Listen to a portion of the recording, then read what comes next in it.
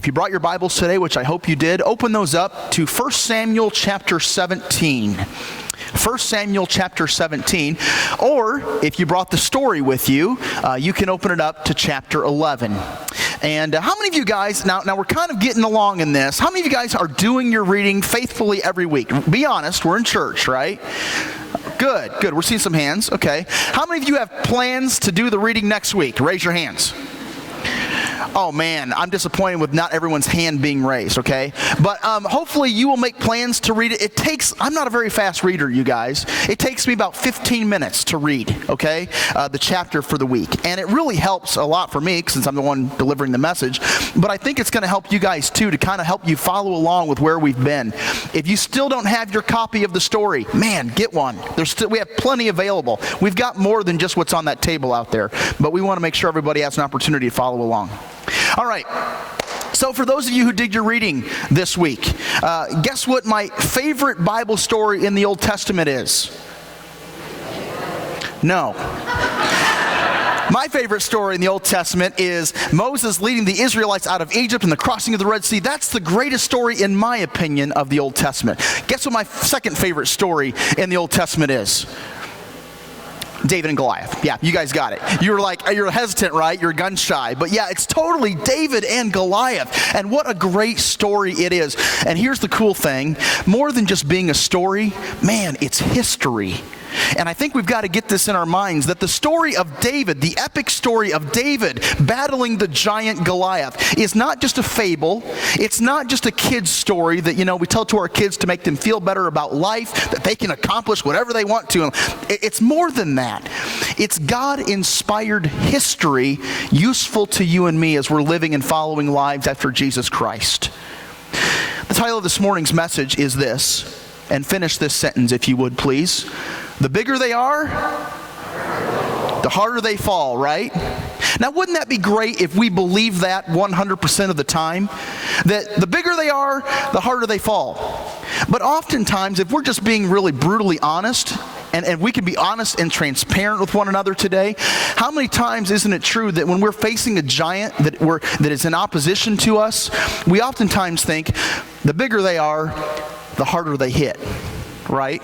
I mean, if we're being really honest, we're thinking about whatever it is we're facing in life. Man, we think so many times that whatever we're facing, it's too much for me, and I can't handle it. And God, would you just take care of this thing for me? What I want you to see here this morning, as we're going to get to the story, chapter 11, is this. I want you to understand that God is taking care of giants. He's in the business of taking care of giants. Did you know that? We serve a God who's capable of doing that. Well, let me kind of bring you up to speed here with the story, chapter 11. I call it Scene 1, the giant problem. Let me set the stage for you.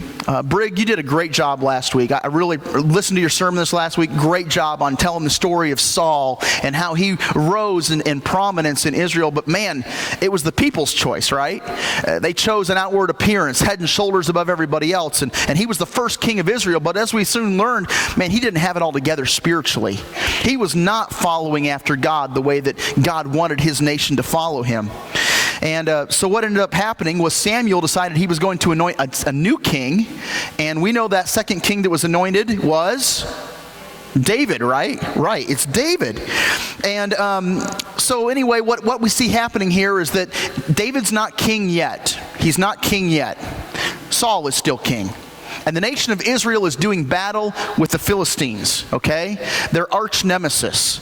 And as we see in the story, chapter 11, and 1 Samuel chapter 17, the scene unfolds with the army of Israel encamped on one hill, and the army of the Philistines camped on the other hill, and there's a valley in between, okay?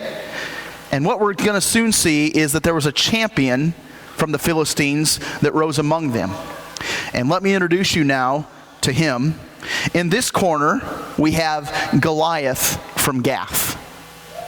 Hey, did you notice 1 Samuel chapter 17, verse 4, as it's describing Goliath? This is what it says, verse 4. Then a champion came out from the armies of the Philistines named Goliath. Why do you think he was given the moniker champion? Let me help you out with that. It's because Goliath was used to winning, okay? You don't get the nickname champion if you're a loser, okay? And so Goliath was this warrior for the Philistines, and he was kind of like their prized possession, if you will. It was like, man, we feel so confident. We've got Goliath on our side. We can't lose. And he was well known not only to the Israelites, but to all the other armies, okay? Well, I want to talk to you a little bit this morning about Goliath to kind of help you understand a little bit when it says there came from the Philistines a champion, Goliath from Gath, all right? Where's Gath? Well, Gath was one of the principal cities of the Philistines. Remember when Joshua came into the promised land and they crossed the Jordan River into Jericho, and God said, you need to take care of all these enemies and clear them out. Don't let them inhabit my land. Well, they did pretty well, but they didn't go far enough back west. And so these Philistine cities were still very prominent. There were 5 of them, but Gath was the most prominent of those 5 Philistine cities that were still standing. And Gath, it seemed, plays an important role in the history of Israel, and that you can learn about and read more about there in 1 Samuel chapter 17. But regardless of which, Goliath was from Gath, that most prominent city of the Philistines. Well, let's talk about Goliath. You see, Goliath was used to being a champion. He was used to winning. Why? Well, first of all, because of his stature. Look at the last part of verse 4. It says, then a champion came out from the armies of the Philistines named Goliath from Gath, whose height was 6 cubits and a span. Well, what's that mean? Well, basically, there's been some confusion and some dispute among some scholars concerning the measurement of Goliath, okay? Actually, the measurement of a cubit. But depending on the measurement of a cubit, Goliath was anywhere between 9.5 feet tall all the way up to 11 feet 10 inches tall. He was a giant, all right? He was a giant by all standards. Well, where did giants come from? I mean, aren't giants kind of the things that fairy tales are made of, you know, like Jack and the Beanstalk? Isn't that just like a little kid's fantasy land that we're talking about here? Absolutely not. Giants are a part of history. Did you know that? The problem you don't hear about giants too much is because it doesn't fit in nice and neatly with the evolutionary idea of, you know, well, we evolved from apes and we got bigger and we stand up. Where do you put a giant in the evolutionary chain? You don't. And so you just kind of ignore it, right? You don't talk about it. But I'm telling you, giants were a part of our history. And where did giants come from? Well, the Bible talks about where giants came from. In Genesis chapter 6, the Bible records that the sons of God came down to earth and had sexual relations with human women. And the offspring that was produced as a result were giants. There's been a lot of research. It's fascinating. If you can just take time and listen and read all the research that's been out there. I don't have time to do that today. Let me quickly summarize what's going on. The sons of God were the fallen angels who rebelled and were kicked out of heaven. You understand that? And you understand the Bible records that, right? Well, those fallen angels had relations with women, and their offspring was these huge, gigantic people, okay? And once the genes of the offspring entered the gene pool of the human race, we see this giant gene that's been passed down throughout the human race. In fact, remember when Moses was sending out the 12 spies to check out the promised land of Canaan? Remember, he sent out 12, and 2 came back and gave a good report, 10 came back and didn't give a very good report. Do you remember what the 10 who saw the land, who were frightened and terrified, said? They said in Numbers chapter 13, verses 27 and 28, they said this. So the spies told Moses and said, we went to the land where you sent us, and it certainly does flow with milk and honey. And look, here's some of its fruit. Nevertheless, the people who live in the land are strong, and the cities are fortified and very large. All the people whom we saw in it are men of great size. There we also saw the Nephilim. The sons of Anak are part of the Nephilim. And we became like grasshoppers in our own sight, and so we were in their sight. I could go on and on. Even archaeology has uncovered a great story I found this past week that archaeologists, there were some legends, some urban legends about these Native Americans who were fighting against these giants that were living in the land. And the giants would actually devour and eat human flesh. And so that all these Native American tribes gathered together, and they were going to rise up and fight against these giants. And they ended up having this massive battle, and they drove the giants into this cave, and they set the mouth of this cave on fire. Archaeologists have discovered that cave. It's in Nebraska, and these giants' races ranged in size from 8 feet all the way to 12 feet tall. Don't tell me giants don't exist. Okay? The Bible records it. Archaeology is now proving what the Bible has already claimed to be true. So there was his stature. He was a giant, okay? But not only was his stature an issue for him to be called a champion, there were his weapons. 1 Samuel chapter 17, you can read about the different types of weapons that are discovered there. This is what the pulpit commentary has to say about his weapons and armor. It says that he was clothed with scale armor. That literally means clothed in a shirt of scales. He had a corselet made of metal scales that were sewn together on cloth so as to overlap one another. It was flexible, but it protected both his back, his sides, and his front. It would extend from the neck all the way down past the knees. So it was a little bit longer. The weight of this armor, the Bible records it as 5,000 shekels of bronze. One scholar gives the weight of a shekel as equal to 2/3 of an ounce. This would make the corselet, just his armor, weigh at least 200 pounds. 200 pounds. Remember my illustration 2 weeks ago when I went hiking in the southern hills of Missouri and had a backpack on that was 58 pounds and it about killed me? Goliath is marching around in armor weighing close to 200 pounds. Not only that, the other equipment that Goliath has corresponds to heaviness, and it largely exceeded the weight of medieval suits of armor. There were greaves that were upon his legs. Those were kind of like the shin guards. His thighs were protected, of course, by the corselet that would come down past his knees, but he just needed to be protected by the shin guards. This would also account for the weight of the corselet, as it was much longer and much more durable than the cuirass as worn by the Greeks and the Romans. These are kind of like the breastplates that the Greeks and the Romans would wear. What Goliath had on was a lot bigger, a lot longer, okay?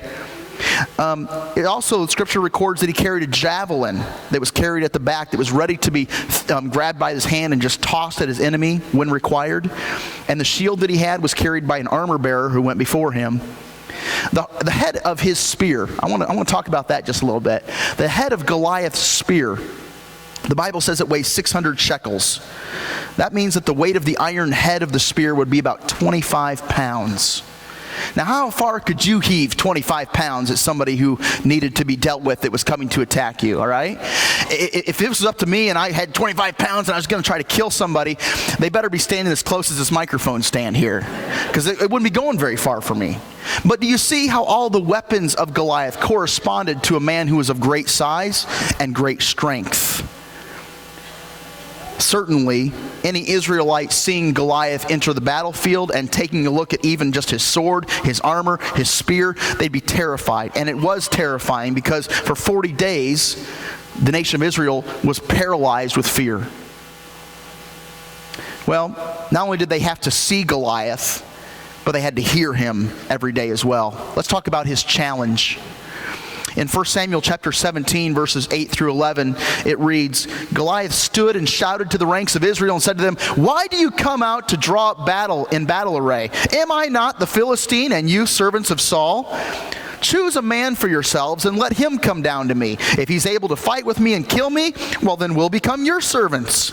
But if I prevail against him and kill him, then you shall be our servants and you will serve us." Again, the Philistine said, "I defy the ranks of Israel this day. Give me a man that we may fight together." When Saul and all of Israel heard these words of the Philistine, they were dismayed and they were greatly afraid. So 40 days this challenge continued, and for 40 days the nation of Israel cowered in the corner in fear. Well, as we read our section of Scripture that we just came through, I want to kind of give you some facts about giants. Because in life, whether you realize it or not, you and I are going to face giants. We may not have a giant problem, but guess what? We have giant problems. okay? And so there's issues that you and I are going to face. And we may not have a 9.5-foot tall man that's wanting to kill you, but make no mistake about it, there are things in life that are difficult for you, things that are challenging, things that are just terrifying. And I'm not talking about those normal day-to-day irritants, that's not a giant. I'm talking about the things that terrify you, scare you to death. That is a giant. In fact, let me give you a definition that I gave you some time back when I was preaching on this about 6 months ago. We defined a giant as anything that challenges your faith in God's power or promises. Anything that would challenge your faith in God, in His power and in His promises. Isn't that what Goliath was doing? He's like, you guys serve your God? Well, if you think that God's so great, how about you guys come down and face off and stand against me? He was challenging not only their faith, but their God. Well, anything that challenges your faith or in God's power or promises is a giant. And so for you, that may look like cancer. For some, that may look like job loss. For some, it may look like marital difficulties. One spouse is threatening to walk out the door. For others, it might be the tragic death of a loved one. It's those tough times in life where your faith and your trust in God is put to the limits. And so are you facing any giants right now in your life? A couple of facts I want to make you aware of this morning as you look to face off with your giant. Here's the first. Giants appear at unexpected times. I mean, look at our text. It was not an unusual scene for the Israelites to be battling with the Philistines. That happened time and time again. And it was not unusual for David to be sent by his father Jesse to go up to the front lines to check on the welfare of his brothers. But as David is delivering cheese and wheat, basically cheese and crackers, as he's there delivering cheese and crackers to the front line, wham, out of nowhere, he discovers that Israel is facing a giant problem. Totally out of the blue, totally unexpected. And I believe it's safe to assume that the giant that you're facing in your life will catch you off guard. It will happen when it's least likely to be expected. Here's the second fact about giants. Giants are persistent. Giants are persistent. You see, when you're facing your giant, you need to understand this truth. Your giant will not go away on its own. Burying your head in the sand or ignoring the problem is not going to take care of the giant that seeks to destroy you. I mean, Goliath had issued his challenge twice a day, morning and once at night, to the Israelite army. In fact, I believe you could probably set your clock to it. Hey, do you know what time it is? Yeah, it's Goliath 30, Twice a day he was coming and saying, listen, is there not anybody here man enough to take me out? In fact, he'd done this for 40 days, and even though his threat may not have been genuine, there was no one in Israel who had the nerve to go against him. In fact, it took a shepherd. And that brings us to scene 2, the solution, facing the giants. Let me introduce you to our unlikely hero, shall we? Our unlikely hero is David from Jesse. David was the youngest of 8 boys born to Jesse of Bethlehem. His family didn't have much respect for David. In fact, when news reaches Jesse that Samuel is wanting to anoint a new king over the nation of Israel, Samuel tells Jesse to bring all of his sons at this banquet they were going to be having. Jesse didn't even have enough respect or hope for David that he would be the king, so he left him out in the fields tending sheep while the rest of his family is there with Samuel. That's how much of a chance they thought David had of being selected king. But here's David now. He's been anointed, and now he's being sent by his dad Jesse to check on his brothers at the front of the line. And at this time, scholars believe that David would have been about 17 years old. But even at this young age, he showed remarkable spiritual maturity. And so as Goliath comes out to make his challenge, David hears it, and he's offended. He's like, who is this who defies the ranks of our God? And he's going to do something about it. Well, let's learn some lessons on facing giants, shall we? Because there's a few things that you and we can learn from David as we prepare to do battle with our giants. Here's the first. facing giants can be an intimidating experience, and that's putting it nicely. You see, as you square your feet and your shoulders and you face off with your giant, it can be a really intimidating thing to go toe-to-toe with your adversary. So how do you overcome your giant? Well, remember in your reading, what was it that David faced as he was serving as shepherd over his dad's flocks? There were two beasts. What were they? A lion and a bear, right? Isn't that true? David, in those times, as he was being shepherd over his dad's flocks, protecting the sheep, there were two adversaries that came to try to devour some of those sheep. It was a lion and a bear. And David saw those two experiences as training ground to do what he would do one day as he faced Goliath. So what's God preparing you for? You know those little speed bumps in life that sometimes we go over? You got to view those as training ground for what God is preparing you to do as you face off with a giant. That's training ground. You're going to need that experience. You're going to need to deal with some of that as you face the giants you're going to face in the future. In other words, the final victory demands more than determination. It demands more than just sheer willpower. It requires discipline, and the things that God allows to come into your life, you have to view it as discipline and training for what's going to happen in the future. So the small stuff you face in this life is discipline and training. You have to understand that's there to help you face the big stuff in life. All right? Here's the second lesson that we learn about facing the giants. Battling giants can be a lonely experience. It can be a lonely experience. David didn't exactly have the confidence of those around him.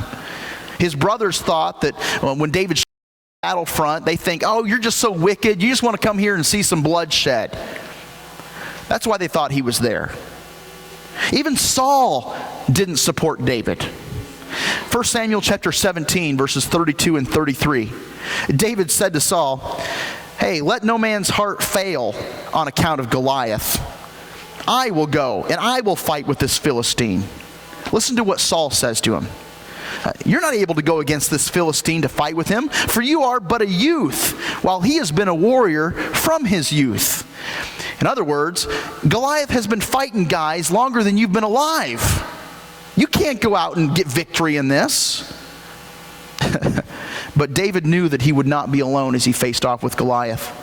Listen to David's response in verse 37 of 1 Samuel chapter 17. He said, the Lord who delivered me from the paw of the lion and the paw of the bear, he will deliver me from the hand of the Philistine. And Saul said to David, go, and may the Lord be with you. You see, God's presence makes absolutely all the difference in the world as you're squaring off to face your giant, as you're squaring off to face your adversary. Well, here's a third lesson that we learn. Don't rely on the weapons of others.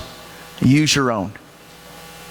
So to help bring about confidence, to help kind of maybe put his own mind at ease and the minds of the people at ease, Saul decides that he's going to dress David up in his own armor. Well, David tries it on, and obviously it doesn't fit. Saul was head and shoulders taller than anybody else in the nation of Israel, but he still was a dwarf compared to Goliath. So as David's trying on this armor, it's clear that it's not going to fit. And I love what David says. Look at verse 39 of 1 Samuel chapter 17. David girded his sword over his armor and tried to walk around, for he had not tested them. But David said to Saul, I cannot go with these, for I have not tested them. And David took them off. Did you catch that? David said to Saul, I can't use your stuff. I haven't tested them. It's not mine. They won't do me any good in battle. They may do you good in battle, but they're not going to do me any good in battle. And so too, as you face off with your giant, here's what you need to understand. My faith in God is not going to help you as you battle your giant. I can have all the faith in the world in God, but that's not going to do you any good. It must be your faith. It has to be your prayers. It has to be your trust in God. And too many times people rely on others.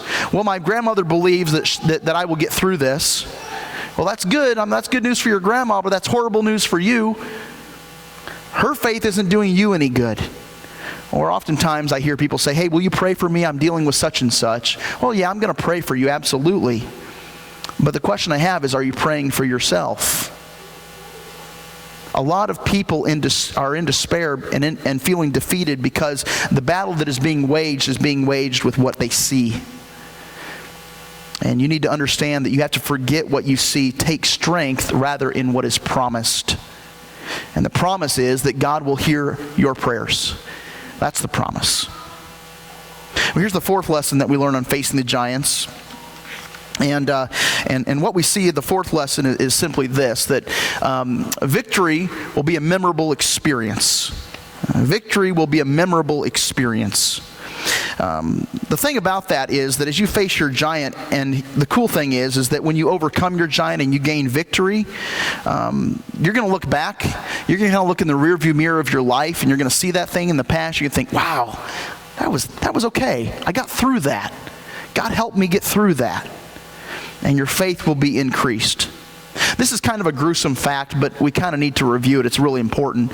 So what does David do? He squares off against Goliath. He puts the stone in the sling. He lets her loose. The stone flies up, smacks Goliath in the forehead. Goliath falls, right? What happens next? What does David do next? Cuts his head off. Cuts whose head off? Goliath's. What did he use to cut his head off? Goliath's sword. If you've got a giant head, you're going to need a giant sword, apparently, right? And so David takes Goliath's own sword and whacks off his head with it. Did you know that the Bible records that David had Goliath's sword with him later on in his life? You can read about that in 1 Samuel chapter 21, verse 9. Why do you think that was important? Why do you think David kept that sword with him? I believe he kept it with him as a reminder that God was with me to help me give victory in this thing. And man, what a memorable thing that was. Whenever I'm feeling weak, whenever I'm feeling like I can't handle this, I look at this sword and I'm reminded, wow, remember God granted me a great victory in that. And I believe that maybe that's what you need to do in the moment that you're facing the giant that you're facing, is you need to, as you're getting victory over that, journal, write it down, do something that's going to help you remember the details of what it is you're going through, so that later on, when it's in your rearview mirror, you can look at that and be like, man, that is so awesome. God is so good. He's so faithful. He gives the victory. As a matter of fact, that's the third point of this morning's message that I want to spend some time talking to you about. God gives victory. That's what he does. With the giant you are facing right now in this moment, you need to understand that the victory that you experience will not come. It will not happen because of your ability.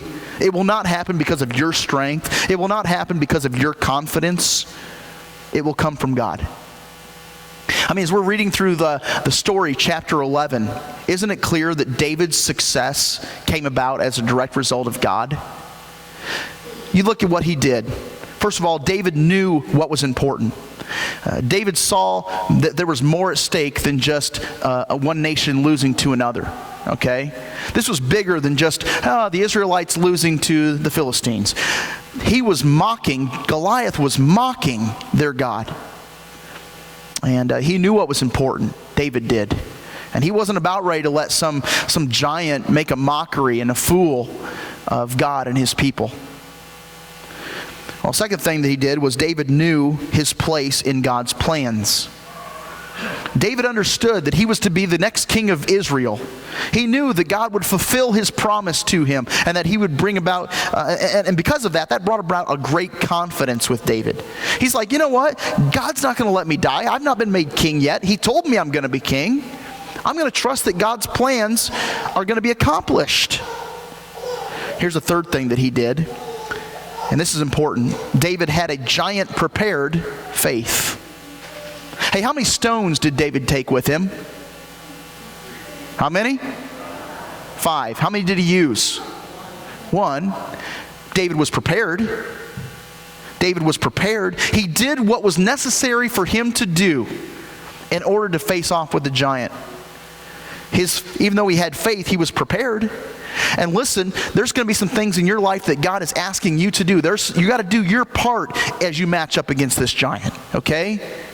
There's some things that God is expecting you're going to do, that you're going to handle. You've got to do your part. You've got to be prepared. Trust God for what you can't do, but you do your part. Well, that brings us to our final application this morning. Let's talk about how we're supposed to succeed. And you'll notice, man, they are similar to David's. What you need to do is you need to make matters of God a priority. You've got to know what is important. That's what you got to do. You got to know what's important. As you're facing a giant, get your priorities right. Make the matters of God, make the things of God really important. And you know what? If you're diagnosed with cancer, isn't it true? Cancer has a way of helping you prioritize things that matter. Cancer has a way of prioritizing things that matter. But that's what you got to do. With whatever giant you're facing, you've got to know what's important to you, what's important to God. Second thing you have to do is you got to know where you fit in. Understand and be content with God's plans in your life. And just be understanding that, hey, God's will is far superior than my wants. And just be okay with God's will for your life. And then the third thing is you got to have faith in the power of God. Faith in the power of God. Let me ask you this morning, is your faith prepared to face giants? Is your faith prepared to face giants? If you are not trusting God in the small things in life, you certainly won't trust Him with the big things in life. And so make preparations now and trust Him when times are good and follow Him when times are good. Because if you're not following Him when times are good, you're not going to follow Him when times are bad. And so have faith in the power of God. Well, that brings us to our time decision here this morning. And the question that makes all the difference in the world as you're battling with giants in your life is this: do you have Jesus? Because if you're following Jesus, well, guess what? That means that Jesus is going on before you. If you're following Jesus, that means He's out in front, right? And He's taking care of business out in front of you. And if you're following Jesus, well, then that means that He's the one who's going to give you victory in life. Listen, Jesus is our champion. He did for us what we could not do for ourselves. In Him, there is victory. There's victory over death. There's victory over sin. There's victory over giants. This morning, we're going to sing our hymn Decision here this morning, and we're going to sing about the victory that Jesus provides. And if you're here this morning and you're outside of that, if you don't know who Jesus Christ is as your Lord and Savior, this is an opportunity for you to come. Maybe you've got questions about that. We're happy to answer those questions. Let's stand together and let's sing 2 verses of victory in Jesus.